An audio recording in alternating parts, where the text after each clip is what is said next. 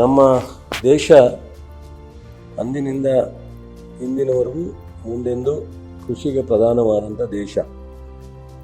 ಇಡೀ ನಾಡಿನಲ್ಲಿ ನಾವು ಆಧುನಿಕವಾಗಿ ವೈಜ್ಞಾನಿಕವಾದಂಥ ಅನೇಕ ವಿಚಾರಗಳಲ್ಲಿ ನಾವು ಮುಂದೆ ನಡೆದಿದ್ರೂ ಕೃಷಿನಲ್ಲಿ ನಾವು ಎಷ್ಟು ಹೋಗ್ತೀವಿ ಮುಂದೆ ಅಷ್ಟೇ ದೇಶ ಸಮೃದ್ಧಿ ಆಗಲಿಕ್ಕೆ, ಜನ ನೆಮ್ಮದಿಲಿರಲಿಕ್ಕೆ ಸಾಧ್ಯ. 70% ಕೃಷಿನೇ ಅವಲಂಬಿಸಿರ್ತಕ್ಕಂಥ ಈ ದೇಶದ ನಮ್ಮ ಜನ ಬದುಕು ಕಟ್ಕೊಂಡಿರ್ತಕ್ಕಂಥದ್ದು. ದೇಶದ ವ್ಯವಸ್ಥೆಯ ಸದೃಢಗೊಳ್ಬೇಕಂದ್ರೆ ನಾವು ಆಧುನಿಕವಾದಂಥ ಕೃಷಿಯನ್ನು ನಾವು ಮಾಡಬೇಕಾಗುತ್ತೆ. ಇವತ್ತು ಸಮಗ್ರ ಕೃಷಿಗೆ ನಾವು ಬದಲಾವಣೆಗೆ ಜನರನ್ನು ಮನಸ್ಬೇಕಾಗುತ್ತೆ.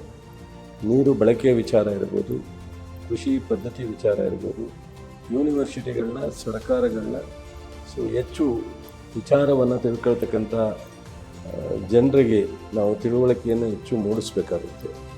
ಈ ಎಲ್ಲ ಜೊತೆಗೆ ನಾವು ದಿನನಿತ್ಯ ಬದಲಾವಣೆಯ ಪ್ರಕೃತಿಯ ಬದಲಾವಣೆ ಜೊತೆಯಲ್ಲಿ ಕೃಷಿ ಪದ್ಧತಿಯನ್ನು ನಾವು ಬದಲಾವಣೆ ಕಡೆ ತಗೊಂಡೋದಾಗ ಮಾತ್ರ ಕೃಷಿನಲ್ಲಿ ಲಾಭದಾಯಕವಾಗಿ ರೈತರು ಕೃಷಿಯನ್ನು ಮಾಡಲಿಕ್ಕೆ ಮಾತ್ರ ಸಾಧ್ಯ ಆಗುತ್ತೆ. ಕಳೆದ ವರ್ಷ ನಾವು ಒಂದು 65,000 ರೈತರಿಗೆ 900ರಿಂದ 1,000 ಕೋಟಿವರೆಗೂ ಅಂದಾಜು ಯಂತ್ರೋಪಕರಣವನ್ನು ಕೊಟ್ಟಿದ್ವಿ.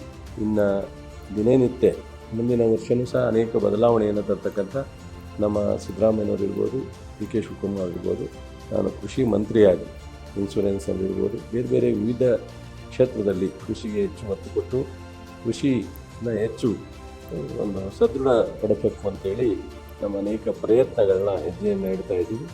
ಆ ಹೆಜ್ಜೆಗೆ ರೈತರು ಸಹ ಇವತ್ತಿನ PSCAG, MSCAG ಮತ್ತು ಇನ್ನಿತರೆ ಶಿಕ್ಷಣವನ್ನು ಪಡೆದಂಥ ಯುವಕರು ಸಹ ನಮ್ಮ ಜೊತೆ ಕೈ ಜೋಡಿಸ್ಬೇಕು ಅನ್ನೋದು ನನ್ನ ವಿನಂತಿ.